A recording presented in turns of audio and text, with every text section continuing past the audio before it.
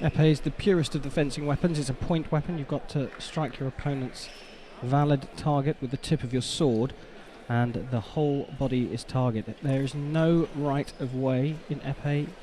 It's hit your opponent before they hit you, and preferably don't get hit. It's the only weapon where both fencers can score a hit at the same time, as Brovko goes straight down to the foot to score the first hit. That's the only weapon where both fencers can score a hit at the same time. We call that a double. You'll hear that quite a lot today. One of the other things we should mention, Karen, because we see it fairly often in epee, is what is called passivity or non-combativity. Yeah, it's where both fencers elect to use the tactic of basically not fencing each other. And what that means is that you just move straight on to the next period.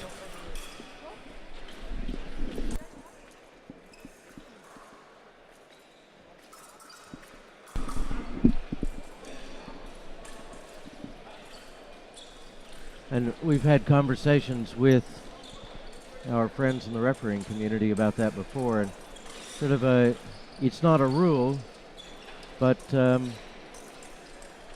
they look at it from a standpoint of if there's no activity for 1 minute, that becomes a target for them to consider making the non-combativity call. Isn't that right?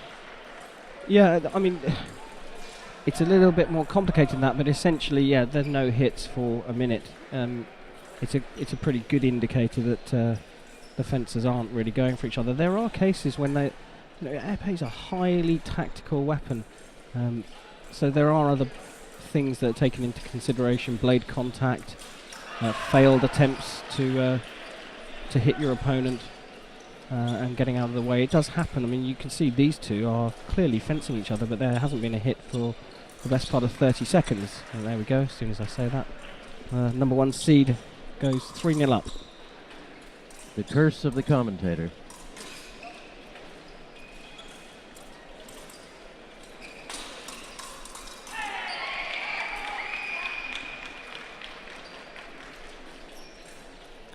In our preliminaries hall this morning, cadet, men's foil, and cadet women's saber will be going through their pool rounds and then their preliminary elimination rounds to determine the round of 32, which we will pick up in here tomorrow. And there's our first double of the day on the yellow piste, as Nevosadova gets off the mark, but she's trailing 5-1 to Brovko.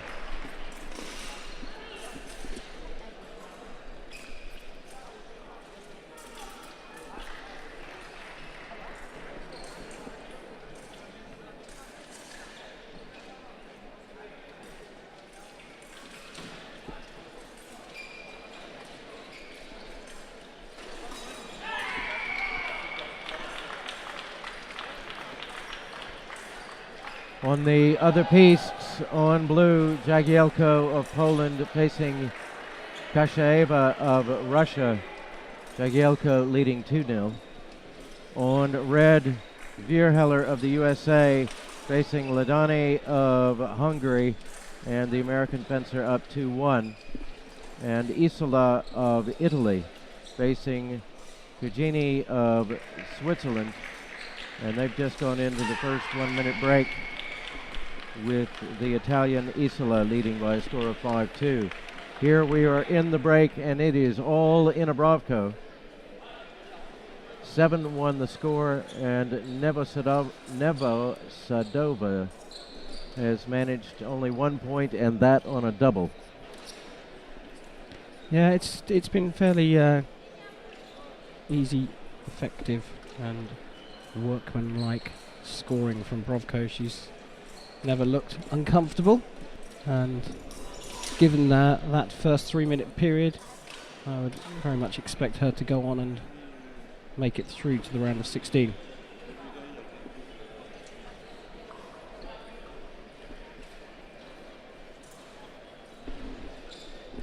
3 3-minute periods in these direct elimination matches. Unless, of course, one fencer reaches the magic score of 15.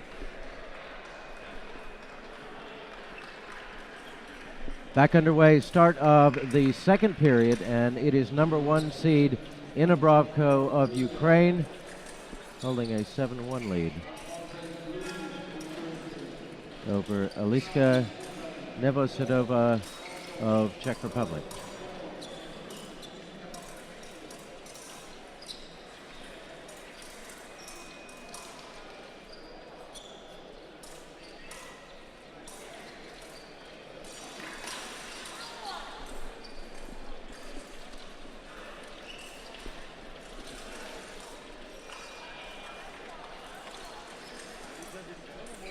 So no risks being taken here by Brovko. She's allowing her opponent to come on. Chasing it in épée, especially when you're so far down, is an exceedingly tricky thing to do.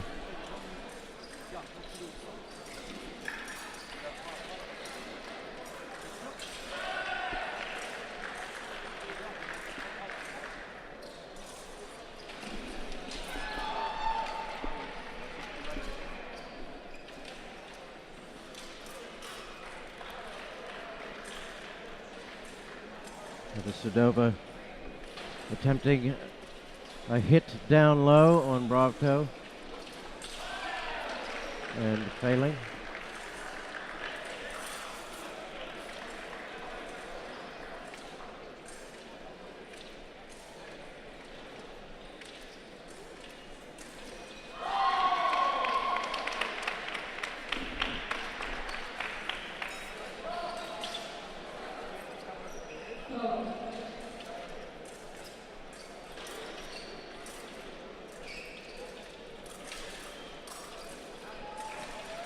Nevosadova managing her first solo point in this opening round of 32 match.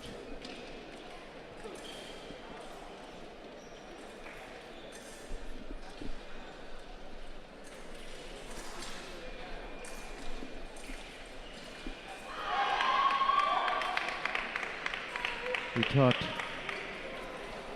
yesterday about how difficult it is to judge these cadets, especially those from outside of Europe. Yeah, well, with the only zone with an established cadet circuit being Europe, if people outside of Europe don't attend those events, we don't know a huge amount about them. Whereas in the senior groupings and even junior, you can have a look at their rankings and results and be able to get some kind of idea how they fit in the grand scheme of things. Here it's all a little bit of a surprise.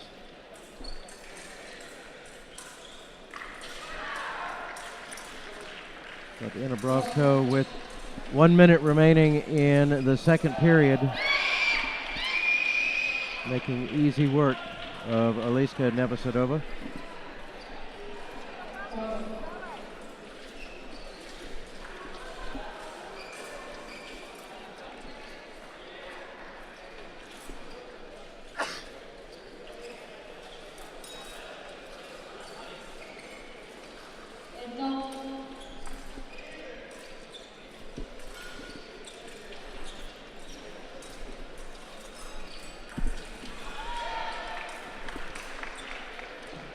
So just 2 hits away now, 31 seconds left in the second period.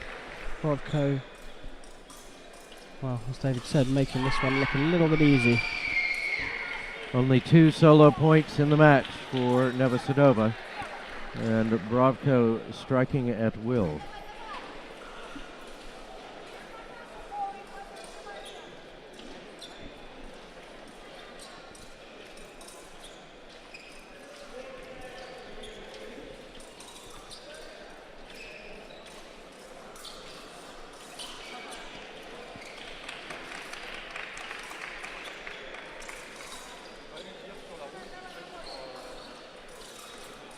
And there it is. 2 seconds remaining in the second period. Inner Brovko of Ukraine, the first.